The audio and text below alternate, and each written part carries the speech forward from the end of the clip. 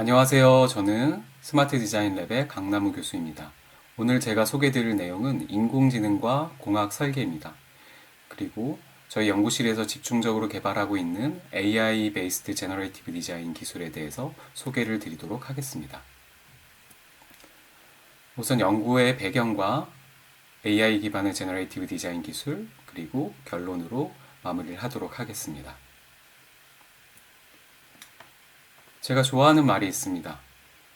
문제를 올바르게 풀려고만 하지 말고 올바른 문제를 풀어라 라는 말입니다. 디자인 혹은 설계를 프로세스 관점에서 두 가지로 나눌 수 있습니다. 문제를 정의하는 단계, 그리고 문제를 해결하는 단계입니다. 최근 인공지능의 발달로 인해서 많은 분들이 문제를 해결하는 쪽에 굉장히 집중을 하고 있습니다. 하지만 공학 설계의 문제를 인공지능으로 해결하기 위해서는 더 중요한 것이 올바른 문제를 정의를 하는 것입니다. 올바른 문제를 정의할 수 있는 사람은 그 해당 도메인의 전문가들입니다. 그 전문가들의 난리지와 노하우를 바탕으로 해서 러 데이터를 뽑아내고 그 데이터를 AI가 풀 수 있는 문제로 문제 정의도 바꾸어줘야 되고요. 그 데이터도 전처리해주는 매핑 과정이 필요합니다. 따라서 이 양쪽을 동시에 이해할 수 있는 사람이 필요하게 되고요. 특히나 문제만 잘 정의를 하면 아주 간단한 AI 기술로도 굉장히 효과적인 결과를 나타낼 수 있습니다. 그래서 저희 연구실의 리서치 퀘스천은 AI가 엔지니어링 시스템을 설계할 수 있을까? 라는 문제를 풀어보는 겁니다. X 플러스 AI 혹은 AI 플러스 X라고 불리는 AI를 어떻게 X라는 도메인에 적용을 할지에 대해서 저희는 응용 연구를 집중적으로 하고 있는데요.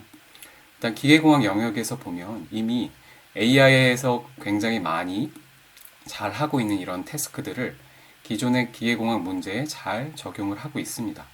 로봇, 자율주행, 스마트 팩토리 등등 다양한 분야에서 이미 널리 사용이 되고 있고요. 저희는 특히 디자인, 설계 최적화, CAD, CAM 이런 분야에 어떻게 하면 인공지능을 적용을 해서 기존에 사람이 하던 설계를 인공지능으로 자동화로 대체할 수 있을까라는 문제를 풀어보고 있습니다. 우선 간략한 배경으로 시뮬레이션 기반으로 최적 설계를 하는 것들에 어떻게 딥러닝이 적용이 될 수 있는지 아이디어를 살펴보도록 하겠습니다. 본 그림은 트럭에 스프링을 최적 설계하는 과정입니다. 그래서 이 스프링을 설계를 하려면 우선 문제를 정의를 합니다. 문제를 포뮬레이션을 하는 거죠. 그러면 오브젝티브, 설계의 목적, 그리고 어떤 걸 베리어블로 할 것이냐, 그리고 어떤 걸 제약 조건으로 둘 것이냐, 이렇게 세 가지를 결정을 해야 되는데 이때 보통 디자이너가, 설계자가 이 모든 것들을 다 최적화할 수 없기 때문에 대부분을 픽스드된 파라미터로 놓고 특히 특정하게 가장 중요한 몇 가지 파라미터를 베리어블로 삼아서 해결을 하게 됩니다. 그런데 그렇게 되면 그 다음에 이 베리어블 값들을 조금씩 바꾸어가며 다른 설계 형상을 만들어내고 그것에 대해서 시뮬레이션을 돌리게 됩니다. CA 해석을 통해서 다양한 공학적인 성능 값을 얻어내고요. 그 얻어낸 값을 그 데이터를 바탕으로 메타 모델 혹은 서로게인 모델을 만들게 되죠. 근사화된 모델을. 그 근사화한 모델을 가지고 옵티마이저를 통해서 문제를 최적화하게 됩니다. 그래서 예를 들어 저 스프링의 스티프니스를 최대로 할 수 있는 형상을 찾는 거죠. 이게 바로 시뮬레이션 기반의 최적 설계인데 실제로 딥러닝과 최적 설계는 굉장히 밀접합니다. 왜냐하면 딥러닝 또한 가장 기본이 되는 이론이 최적화이기 때문입니다. 그래서 딥러닝이 이런 시뮬레이션 기반의 최적 설계와 결합이 되면 어떤 효과가 있는지 살펴보면 일단 차원 축소가 가능합니다. 딥러닝의 가장 파워풀한 기능으로 차원 축소 기능이 있는데 이런 복잡한 형상에서 설계자가 직접 중요한 설계 변수를 뽑는 게 아니라 고차원의 데이터를 저차원으로 축소해서 그 저차원의 모든 베리어블들을 가지고 최적화를 하는 거죠. 그러면 이런 고차원의 문제들이 자동으로 파라미터라이제이션이 되는 효과를 갖고 옵니다. 또한 이런 메타 모델을 만들기 위해서 굉장히 다양한 설계에 대해서 해석을 해봐야 하는데 실제 산업에선 그런 다양한 설계가 존재하지 않습니다. 설계 데이터가. 그러다 보니 딥러닝에 제너레이션을 할 수 있는 그 강점을 활용을 해서 다양한 설계안들을 미리 만들어내고 그 설계안들을 자동으로 해석하는 프로그램을 만들어서 데이터를 획득할 수 있겠죠. 그렇게 획득한 데이터를 가지고 다시 한번 딥러닝으로 예측 모델을 만드는 겁니다. 그래서 기존의 최적 설계에서도 메타 모델, 서로게임 모델을 만들 때 뉴럴 네트워크를 자주 사용해 왔습니다. 그래서 기본적인 머신러닝 모델들을 사용을 해왔고 최근 들어 딥러닝의 발달을 하면서 더 많은 설계 변수를 그리고 더 넌리니어한 그러한 속성들을 잘 예측을 할 수 있게 된 거죠. 마지막으로 문제를 풀 때, 해결을 할 때 기존의 그레디언트 베이스드의 최적 설계를 하는 것이 아니라 설계에 조건이 들어가면 바로 답을 예측할 수 있는 엔드 투 엔드 러닝이 가능해지고요. 그리고 조금 더 제너럴라이제이션 된 최적화 방법을 이용을 해서 강화학습을 활용하는 방법들이 적용이 되고 있습니다. 또한 인버스 디자인이라고 해서 바로 이러한 최적화 과정 없이 마치 성능을 예측하는 것처럼 최적 설계를 예측할 수도 있습니다. 기존의 엔지니어링 디자인에 딥러닝이 적용된 연구들을 살펴보면 최근 2, 3년간 굉장히 많은 연구들이 쏟아져 나오고 있습니다. 이 페이지는 그 예시만 간단히 든 거고요. 그리고 어떤 분야들이 있는지를 그냥 표현한 거라고 생각을 하시면 됩니다. 이 겹치는 부분이 뭐 특별한 의미가 있는 건 아니고요. 그래서 살펴보면 가장 많이 활발하게 활용되고 있는 분야가 토폴로지 옵티마이제이션입니다. 위상 최적화. 왜냐면 위상 최적화라는 게 그 엘리먼트, 그러니까 메쉬에 재료를 넣고 빼고 하는 과정을 최적화하다 보니 마치 이미지의 픽셀과 같은 속성을 갖고 있게 되죠. 그래서 이미지 기반의 딥러닝 기법들이 굉장히 많이 사용이 되고 있습니다. 그리고 또 분야를 보면 최적 설계를 하는 것을 어떤 기존의 이제 옵티마이저를 활용하는 게 아니라 강화학습을 활용해서 최적 설계를 찾아가는 논문들이 있고요. 연구들이 있고 또 인버스 디자인이라고 해서 바로 타겟 성능이 주어지면 그것을 만족시키는 설계값을 바로 예측할 수 있는 연구들이 굉장히 많이 있고요. 또 매터리얼 디자인 쪽에 또 그 매터리얼의 그 구조 자체가 이미지스럽기 때문에 그것을 바탕으로 해서 딥러닝을 활용한 연구들이 굉장히 많고 인버스 디자인과도 굉장히 많이 연결이 됩니다. 그리고 또 CA와 시뮬레이션 쪽, 그러니까 기존에 뭔가 해석을 하는데 굉장히 오랜 시간이 걸렸거나 해석한 값을 가지고 메타 모델을 만들었을 때 정확도가 떨어졌던 그런 부분들을 딥러닝으로 해결하는 그런 연구들이 굉장히 많고요. 또 엔지니어링 디자인 쪽에 갖고 있는 데이터라고 한다면 이제 CAD 데이터가 되겠죠. 그런 CAD 데이터를 활용해서 공학적인 성능을 예측하거나 아니면 제조 가능성을 예측하는 연구들이 많이 있고요. 또한 이런 복잡한 CAD나 어떤 설계의 형상들을 파라미터라이제이션을 해서 디자인을 표현할 수 있는 그런 연구들, 그리고 마지막으로 이런 공학적인 성능뿐만 아니라 어떤 사람의 인풋, 얼마나 선호도를 가질 수 있는지 사람이 좋아하는 설계를 만들 수 있는 연구들이 딥러닝과 함께 결합되고 있습니다. 그리고 맨 가운데 이제 제가 노란색으로 표시한 이 부분은 이제 제너레이티브 디자인이라는 영역인데요. 제가 오늘 집중적으로 설계를 드릴 부분이고요. 이 분야가 곧 이 모든 각각의 분야를 아우를 수 있는 또 중요한 축이 될 수 있을 거라고 생각을 합니다. 그래서 제너레이티브 디자인이라는 건 사실 굉장히 오래전부터 나왔던 개념입니다. 1970년대부터도 이미 시작됐던 개념이었었고요. 디자인 익스플로레이션, 그러니까 새로운 설계를 탐색할 수 있는 컴퓨테이셔널 디자인 방법론들을 모두 칭하는 말입니다. 그런데 이제 최근 들어서 이 제너레이티브 디자인을 어떤 특정 목적에 더 맞게 많이 또 사용을 하는 경우가 있고요. 그래서 이렇게 새로운 설계를 스스로 탐색하는, 말 그대로 요즘 말로 하면 AI가 스스로 설계를 할 수 있는 이런 연구들이 굉장히 많이 발달을 하고 있습니다. 그래서 그런 제너레이티브 디자인에서 한 축으로 위상 최적화를 기반으로 한 제너레이티브 디자인에 대해서 소개를 드립니다. 위상 최적화란 어떤 구조물을 설계하는 데 있어서 경계 조건과 하중 조건이 주어지면 디자인 스페이스를, 그러니까 내가 설계하려고 하는 디자인 스페이스를 엘리멘트로 나눠서 거기에 매터리얼을 얼만큼 넣을지 뺄지를 결정을 해서 가장 스티프한 구조를 만들 수 있는 방법론입니다. 그럼 이제 사실 위상 최적화라는 거는 최적 설계의 방법이기 때문에 한 가지 베스트 디자인을 찾는 게 목적인데, 제너레이티브 디자인이라는 건 사실 다양한 설계를 탐색하는 기법이죠. 그럼 어떻게 위상 최적화가 제너레이티브 디자인이 될 수 있냐라고 하면 크게 세 가지를 생각해 볼 수 있을 것 같습니다. 첫 번째, 최적화라는 거는 결국에 다양한 로컬이 존재합니다. 그렇죠? 예를 들어 이니셜 디자인에 따라 다른 옵티멀 디자인을 만들어낼 수도 있고요. 그래서 그러한 다양한 로컬을 찾을 수 있겠고요.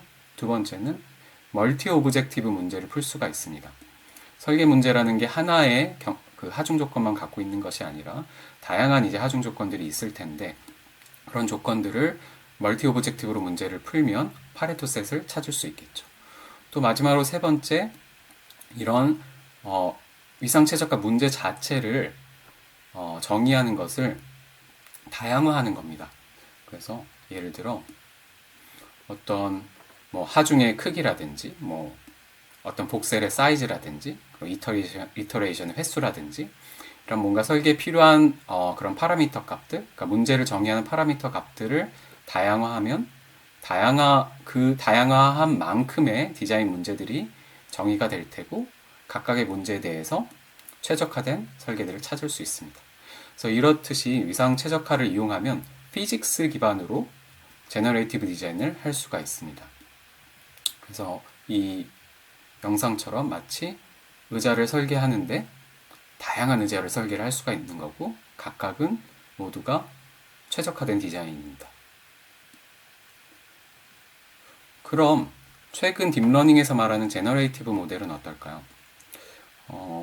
이 연구는 이제 제가 박사를 했었던 랩에서 GM의 수십만 장의 사진을 받아서 VA로 학습을 했던 연구입니다. 그래서 보시면 VA로 학습을 한 후에 매니폴드 상에서 다양한 설계를 생성해낼 수 있음을 보여주고 있습니다. 그래서 어떤 축소된 차원의 한 점이 쿠페를 나타내면 오른쪽으로 인터폴레이션을 해 나가면 SUV가 되는 그런 복잡한 이러한 형상들을 저차원에서 굉장히 잘 표현할 수 있구나 라는 걸 알 수가 있고, 그렇기 때문에 이 저차원에서 새로운 디자인을 뽑아낼 수 있게 되는 거죠.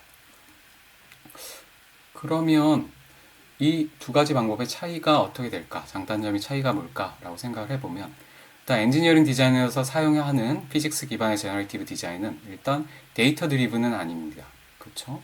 데이터 드리븐이 아니고 일단 심미적이지도 않습니다. 왜냐하면 공학적인 성능만 고려를 했으니까요. 그리고 다이버스하냐? 물론 무한대의 다른 디자인을 만들 수 있지만 사람의 눈으로 보기에는 거기서 거기인 약간 에얼리언 같은 그런 디자인들을 만들어냅니다. 그에 비해 AI 딥러닝은 굉장히 많은 데이터를 필요로 하고 있죠. 그리고 공학적인 성능을 전혀 고려하지 않습니다. 그래서 눈에 보여서 그럴듯한 데이터들을 만들어낼 수 있고요.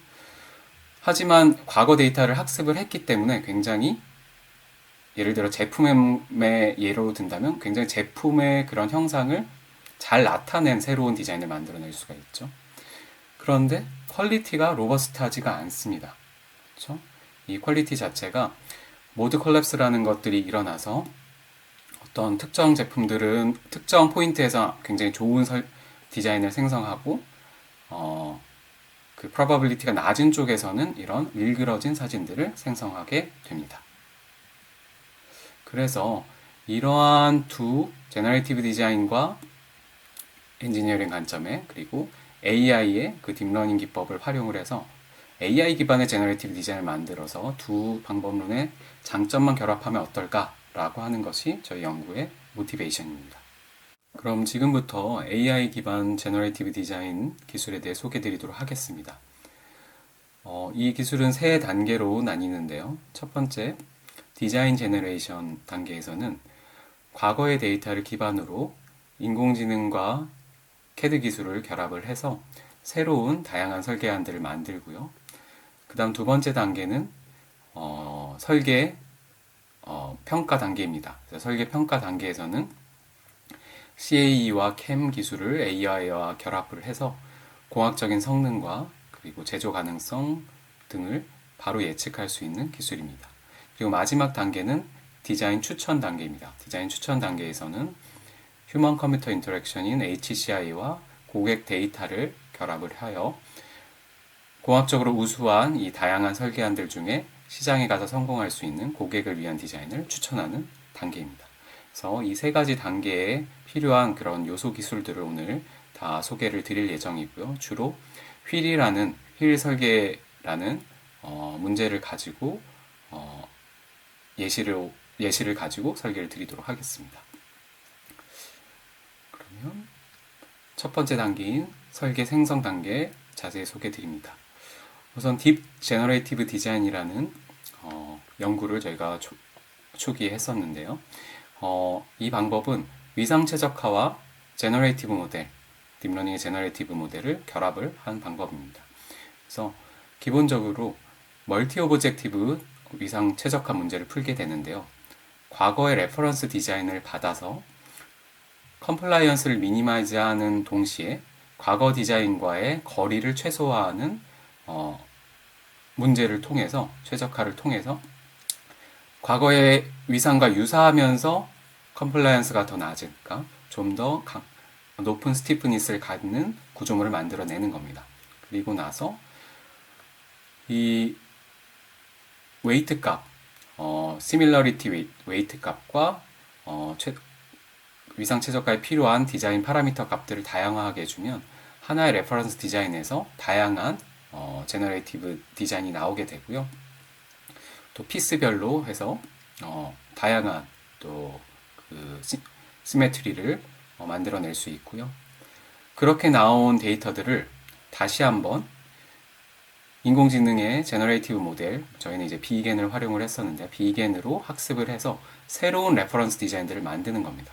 그리고 그 레퍼런스 디자인으로 다시 한번 토폴로지 옵티마이제이션을 통해 다양한 디자인을 만들고요.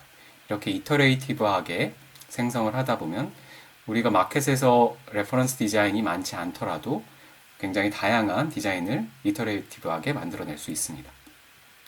그리고 나서 좀 더 다양한 디자인을 만들기 위한 딥러닝을 활용을 합니다.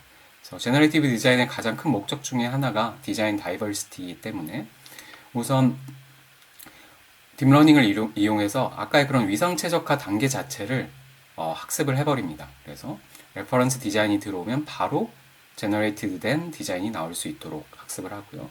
이 학습된 모델을 환경으로 삼아서 강화학습 에이전트가 가장 다양한 디자인이 나올 수 있는 그런 디자인 파라미터 값들을 찾는 겁니다.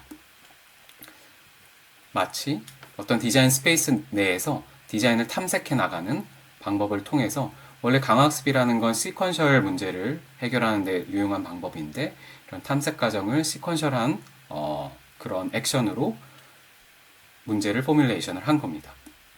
그렇게 하게 되면 이렇게 굉장히 다양한 2D 디자인들을 만들어낼 수 있고요. 수십만 장을 만들어내서 유사한 디자인을 필터링을 해서 이렇게 수천 개의 사람이 설계하지 않은 그리고 시장에 있지 않은 새로운 설계들을 만들어냈습니다. 그리고 나서 보통 진짜 그 제품의 성능은 3D 설계에서 해석을 해야 하죠. 그렇기 때문에 저희가 3D 설계를 만들기 위해, CAD를 만들기 위해서 기존에 존재하는 이제 자동차 회사에 있는 휠들의 단면들의 데이터들을 모았습니다. 단면들을 다 잘라서 그 데이터를 DCGen이라는 제너레이티브 모델로 학습을 시켰더니 이제 새로운 휠 단면들을 생성을 해낼 수 있죠. 보안상의 문제로 이제 블러 처리를 했습니다.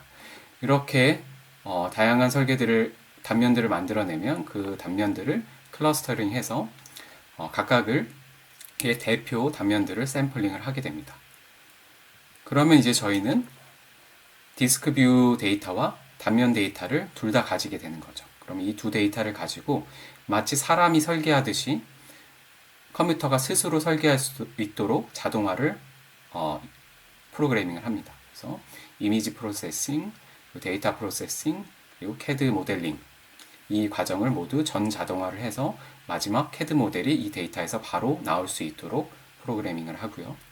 그래서 나온 결과가 다음과 같습니다. 그래서 수천 개의 새로운 3D CAD 모델들을 자동으로 얻을 수 있게 됩니다. 그래서 실제 산업 현장에서 아까도 말씀드렸지만 제일 바틀렉 중에 하나가 데이터의 부족입니다. 그래서 무언가 해석하는 모델을 딥러닝으로 만들고 싶다고 하더라도 그 해석 모델의 인풋으로 들어갈 수 있는 다양한 설계들을 만들어내기 데이터를 갖고 있는 경우가 많이 없죠. 그래서 이렇게 데이터를 제너레이션 하는 기술이 그러니까 인더스트리얼 AI 연구를 하는데 굉장히 중요한 파트라고 말씀을 드릴 수가 있겠습니다. 그럼 이번에는 디자인 평가 단계를 살펴보도록 하겠습니다. 우선 이 디자인이 얼마나 독창적인지를 판단을 하는데 어노말리 디텍션의 기술을 활용을 할 수가 있습니다. 그래서 과거의 데이터만을 가지고 학습한 모델은 과거의 데이터는 유사한 데이터는 잘 복원을 하지만 새로운 너버런 디자인은 잘 복원하지 못하는 성격을 갖게 되죠. 그래서 이러한 리컨스트럭션 에러를 바탕으로 얼마나 새로운 디자인인지를 판단할 수 있고요. 이제 엔지니어링 퍼포먼스들을 예측을 해봐야 되는데 저희가 이제 기업의 CAD 프로세스와 CA 프로세스 그 스테이지에 딥러닝을 적용한 사례입니다. 그래서 앞에서 한 것처럼 2D 디자인을 먼저 만들고 이 디자인들이 고차원의 데이터이기 때문에 차원을 축소하고 축소된 차원에서 DOE 실험 설계를 해서 샘플링을 합니다. 그리고 자동화로 CAD를 만들어내고요. 앞에서 소개드린 내용이었죠. 그 데이터를 인풋으로 받아서 해석을 하는 자동화를 이루고요. 그럼 그 해석한 데이터를 바탕으로 해서 해석 없이 바로 성능을 예측할 수 있는 학습을 진행을 하게 됩니다. 그리고 마지막으로 이 예측한 결과가 얼마나 신뢰할 수 있는지 비주얼라이제이션을 해주고 설명해주는 단계를 거치게 됩니다. 이렇게 되면 마치 이제 디자이너가 태블릿에 이렇게 휠 형상만 그리면 엔지니어의 도움 없이 바로 시뮬레이션 버튼을 누르면 이 휠은 강성이 탑 10% 안에 듭니다 라고 바로 피드백을 줄 수 있는 기술이 되게 되는 거죠. 그래서 이 연구에서는 예를 들어 그 모드 해석을 통해서 그러니까 스포크에 대한 강성을 알아보기에 레터럴 모드 프리퀀시 값을 얻어냈습니다. 자동화로. 그리고 나서 딥러닝을 할 때 특히나 해석한 데이터 자체는 아무리 자동화를 해도 쌓을 수 있는 게 한계가 있기 때문에 트랜스퍼 러닝을 사용을 하게 됩니다. 그래서 저희가 갖고 있는 이 이미지 데이터, 휠 데이터는 굉장히 많기 때문에 해석 Y 값이 없는 이 X 데이터만을 가지고 일단 차원 축소를 해놓고 그 축소하는 인코더를 가지고 와서 실제 Y 값이 있는 라벨 값, 해석한 값이 있는 데이터를 학습을 시키는 과정을 이루게 되고요. 그리고 나서 또 좀 더 높은 성능을 위해서 앙상블을 활용을 합니다. 그렇게 해서 굉장히 높은 예측 성능을 보여줌을 알 수 있었고요.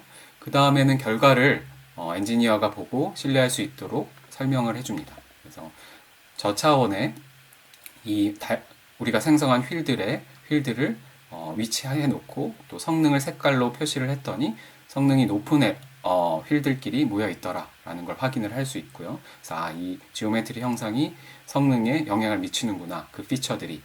그리고 실제 그 프리퀀시 값을 작은 값에서부터 큰 것까지 대표 디자인들을 한번 뽑아보고 그래드 캠이라는 XAI 기술을 통해서 히트맵을 그려보면 이 빨간색 부분이 이 프리퀀시 값이 높다라고 예측하는 부분을 이유를 설명을 해주는 겁니다. 그래서 주로 센터 부분에 위치하고 있음을 알 수 있고 프리퀀시가 높을수록 빨갛다라는 걸 볼 수 있죠. 그 이유는 실제로 레터럴 모드의 쉐입 자체가 이렇게 중앙 부분이 디스플레이스먼트가 가장 많은 형태임을 볼 수가 있죠. 그래서 이렇게 물리적인 의미와도 일치를 하구나라는 걸 확인을 했고요.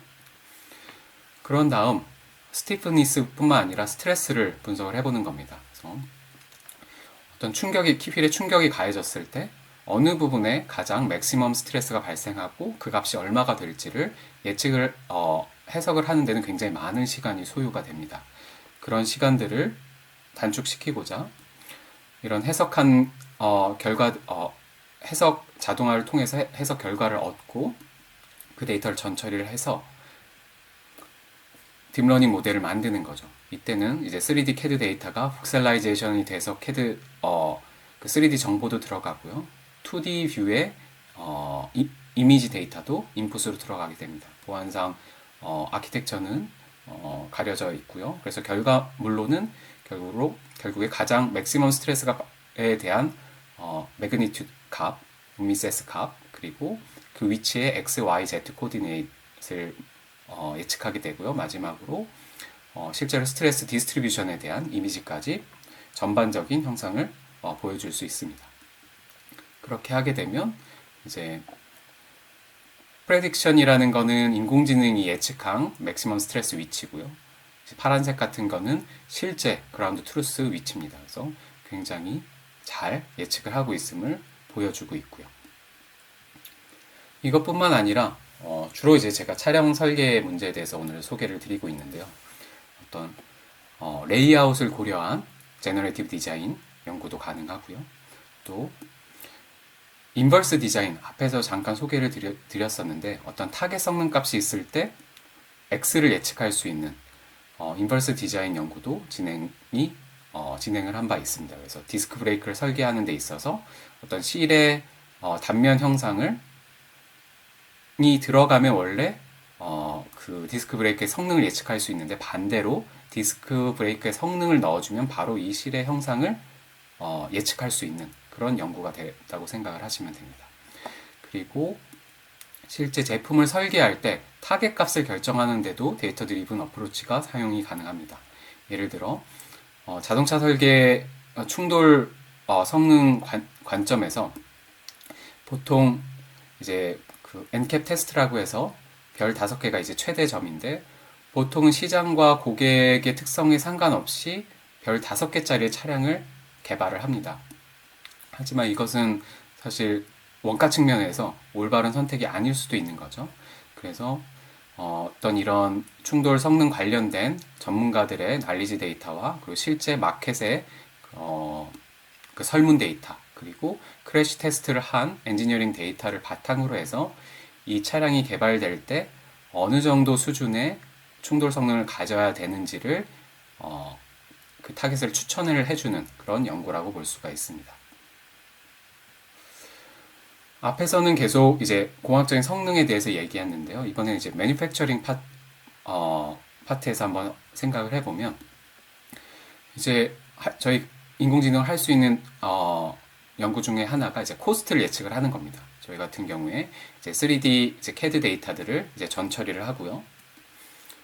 그 전처리한 데이터, 그러니까 3D 포인트 클라우드 혹은 3D 복셀의 데이터를 바탕으로 해서 각각의 가장 최적화된 아키텍처를 찾고 그 모델을 통해서 제조 원가를 예측을 하는 겁니다. 예측한 후에 3D 캠을 이용을 해서 어느 부분이 제조 원가에 가장 높은 영향을 주는 건지 그것을 알게 되면 그 부분을 수정하면 원가를 낮출 수 있는 재설계를 해서 원가를 낮출 수 있는 효과를 보여줄 수 있겠죠. 그래서 예를 들어 이런 3D CAD 데이터가 들어가면 어떤 피처들을 뽑고 그 피처 익스트랙션을 뽑고 또 중간에 볼륨 값과 매트리얼 값들이 들어가면 최종적으로 코스트를 예측을 하게 됩니다. 그리고 3D 그래드캠 기술을 활용을 하고요. 그렇게 해봤더니 실제 이런 부품들의 제조 원가를 제조 코스트를 예측을 하는데 어느 부분을 보고 비싸다라고 하는지를 히트맵으로 보여준 겁니다. 그랬더니 이렇게 빨간색으로 나타내는 부분들이 다 실제 CNC 머시닝 피처와 동일하더라라는 것을 알 수 있었고요. 그리고 좀 더 어려운 문제를 내서 동일한 모양을 가졌지만 깊이가 다른 물체를 넣었을 때 코스트를 예측을 해봤습니다. 실제 깊이가 깊을수록 툴링이 어렵기 때문에 코스트가 높아져야 하는데 실제로도 코스트가 높아졌고 빨간색으로 나타나는 부분도 늘어남을 볼 수가 있었습니다. 그리고 제품의 라운드가 크면 클수록 제조가 쉽기 때문에 제조 비용이 적게 들게 되는데요. 보시는 것과 같이 더 그 라운드가 클수록 더 적은 코스트가 예측이 됐음을 확인을 할 수가 있습니다. 이런 결과를 살펴보면 데이터 기반으로만 학습했을 뿐인데 실제 그 결과가 CNC 머시닝 도메인 난리지와 일치함을 확인을 할 수가 있었습니다. 그럼 마지막으로 디자인 레코멘데이션 단계에 대해서 살펴보도록 하겠습니다. 이 연구는 제가 박사 학위 논문으로 썼던 연구인데요. 보통 이제 차량 쉐입을 설계하려고 하면 CFD 해석 같은 것을 통해서 공학적으로 가장 우수한 쉐입을 설계를 하죠. 근데 실제 차량을 구매할 때 보면 사람들이 제일 중요시하는 건 스타일링입니다. 그래서 저는 이 차량 자체를 파라메트릭하게 모델링을 하고 고객이 가장 좋아하는 쉐입을 최적화하는 머신러닝 기법을 제안을 했었습니다.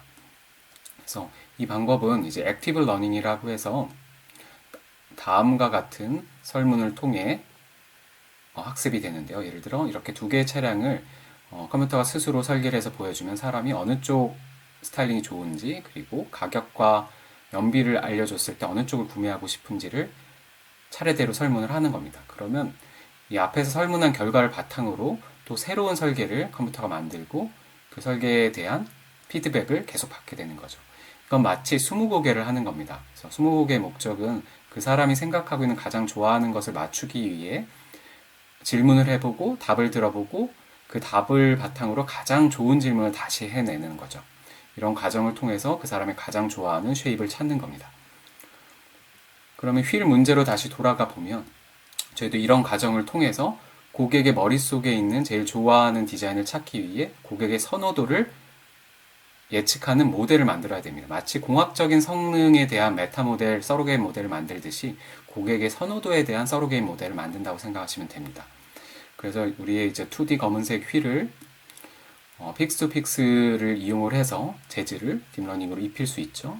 그렇게 입힌 다음에 이렇게 온라인 서베이를 하는 겁니다. 그래서 특정 차량에 붙여주고 어떤 휠들이 이 차량에 가장 어울리는지 랭크를 매겨달라고 하면 이제 소비자들이 이렇게 입력을 해줄 수 있죠. 그래서 온라인으로 이러한 데이터들을 굉장히 쉽게 다량으로 얻어낼 수가 있습니다. 그런 후에 이제 그 고객의 선호도 자체, 그 선택 자체가 라벨이 되는 거고요. 그 라벨을 바탕으로 디자인 선호도를 예측을 해야 되는데 이때는 딥러닝과 유틸리티 이론이라는 마케팅에서 사용되는 이론을 결합을 시킵니다. 마케팅에서 고객의 선호도를 예측하는데 가장 어려운 부분 중에 하나가 마켓은 헤테로지니어스하다라는 얘기입니다. 이 의미는 고객의 선호도는 고객마다 다르는 거죠. 그러니까 엔지니어링 문제는 사실 차량의 성능은 만약에 동일한 차량이라면 그냥 동일한 성능이 나와야 되는데 사람은 그렇지 않다는 거죠. 그러니까 동일한 차량에 대해서도 다른 선호도를 갖고 있는 겁니다. 그래서 그런 감성적인 것 그리고 굉장히 그 감성은 넌리니어하죠. 그렇고 실제로 그렇게 선호도를 테스트해서 얻을 수 있는 데이터는 굉장히 한정됩니다. 그런 문제들을 해결을 하기 위해서 저희가 시밀러리티 기반의 앙상블 기법을 활용을 해서 유틸리티를 그 고객의 효용성을 예측하는 모델을 만들었고요. 그러면 그 사람이 가장 효용성을 느낄 수 있는 디자인을 뽑아낼 수가 있습니다. 그럼 각 고객마다 고객에게 맞는 디자인을 추천할 수 있습니다. 그리고 그러한 고객의 성격에 따라 세그멘테이션이 가능하고요. 그러면 클러스터링 가능해서 그 클러스터에 해당하는 그 군들을 위한 또 최적의 디자인들을 제안을 할 수가 있습니다.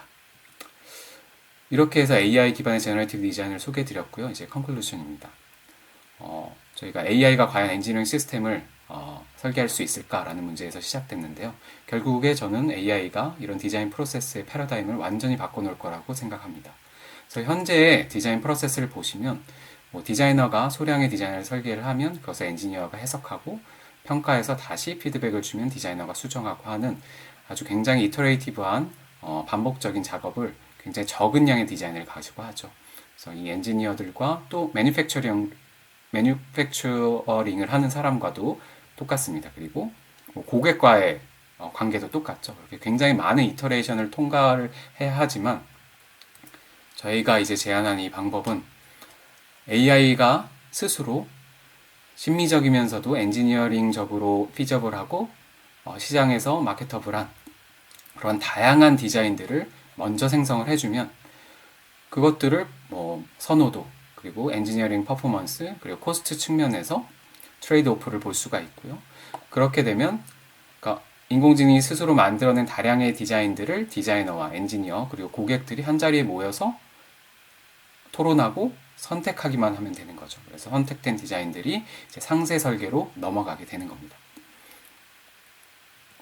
그래서 결국에 AI 제너레이티브 디자인은 과거의 어떤 피직스 기반, 퍼포먼스 베이스드로 된 그런 설계 기술들을 데이터 기반과 어떤 휴먼 센터드 된 기반과 결합을 해서 두 영역의 균형적인 설계를 할 수 있게 만들고요. 특히나 어떤 엔지니어링 관점만 보는 게 아니라 어떤 신미성 그리고 고객의 만족도를 모두 고려한 그래서 인더스트리얼 디자인과 마케팅까지 고려한 엔지니어링 디자인이 가능해진다 라고 말씀드릴 수 있고요. 결국에 이런 AI 기술을 통해 산업에는 엄청난 임팩트를 줄 거라고 저는 예상을 합니다. 그리고 앞으로 이제 저희의 목적은 빠르게 베스트 프랙티스를 한번 만들어 보는 겁니다. 이런 휠 케이스처럼 최종적인 양산 제품을 만들어내는 게 목적이고요. 결국에 이런 리서치들은